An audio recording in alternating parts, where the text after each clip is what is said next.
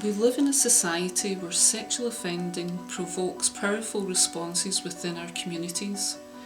Many recent high-profile cases have only served to highlight the levels of public interest and concern whenever sexually motivated crimes are concerned. Whatever our thoughts on crime and punishment, it is a fact that many individuals involved with sexual offending are already among us or will one day be released back into our communities.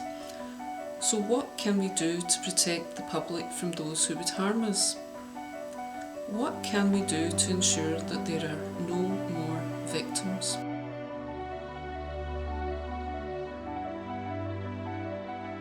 Social isolation and emotional loneliness have been shown to be two key factors which can increase the risk of sexual reoffending. What Sacro's Circles of Support and Accountability do is provide volunteers, trained volunteers from the local community who form a circle around the offender or core member as they're known.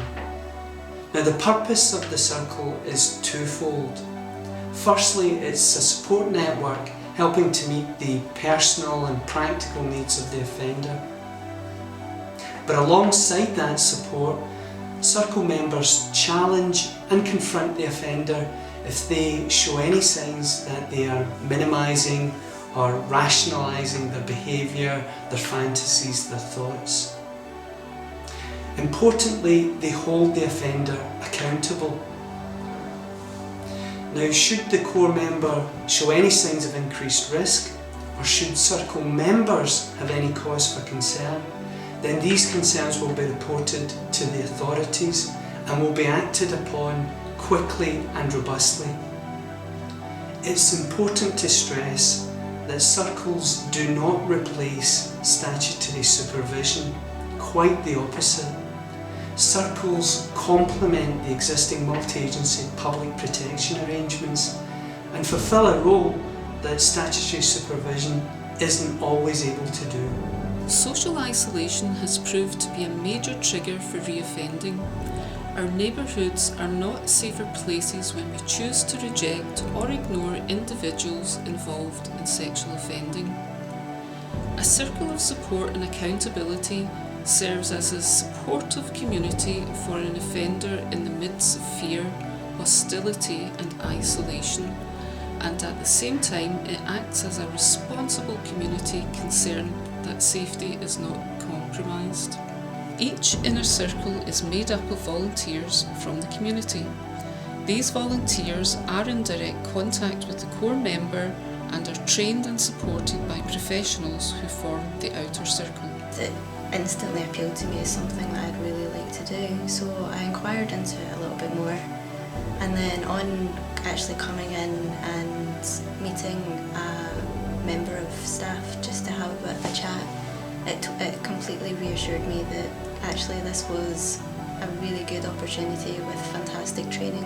We're there not just to help the core member, but we're there also to help society in general and try and ensure that there are no more victims. And I believe that everybody deserves a second chance and that people can change. For me, I bring life experiences because I've lived around in various places, listening skills. I bring that non-judgmental attitude. Just general chit-chat, trying to engage with the core member, just trying to get them to open up a bit and trust us. It can be anything really. I mean sometimes what will happen is the core member will come in and he'll maybe have some concerns or some issues that he wants to discuss, and we'll discuss those, and we'll maybe go through different areas of how he can get around these issues, you know. It can be very light-hearted, it can sometimes take a bit of a trip down kind of memory lane. It just depends on how the circle runs each and every week. Day-to-day life experiences, you know, like where he might ask where he goes to buy a TV licence or how he does certain things that he doesn't know how to do. So there's a lot of small talk, but there's a lot of things that we can help with him as well. David is a core member in a circle. He has previously served a 6-year sentence for offences against children. He was released on parole at the 1-year point of sentence. I was lonely. I had no friends and most of my family wouldn't talk to me. I spoke to a woman from the circle and at first I was a bit worried, a bit suspicious, because who wants to help a sex offender? I was told that its members are volunteers and that they would talk to me, help me, give me advice. They said they would help me keep safe in the community, and that sounded alright to me. I joined the circle and there was about 4 of them. 2 were about the same age as me, which really surprised me. At first it was a bit awkward, but because in prison we didn't talk, there was no small talk, I couldn't open up, I couldn't express myself.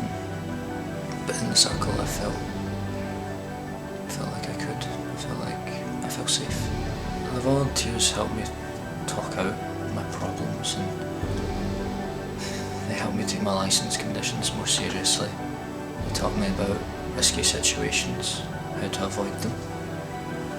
They told me that there was reasons for people to like me. And that gave me the confidence that I could change. I feel a bit more confident. I feel like I can believe in myself. I feel like others can believe in me. I realise the damage that I've caused and I didn't want to do that again. I just want to get on with my life. I really believe it's a huge contribution. I really do, because I think it's proven that if somebody's left in isolation, it can lead to them, going back to old behaviour. And I think the fact that we as a circle get to see the core member at the moment it's a weekly basis, sometimes we can be the first ones to notice a change in behaviour. Good behaviour and bad behaviour, we can be the first to notice that, and I think it's very important that gets passed back. Sacro's desire is to ensure that we have no more victims.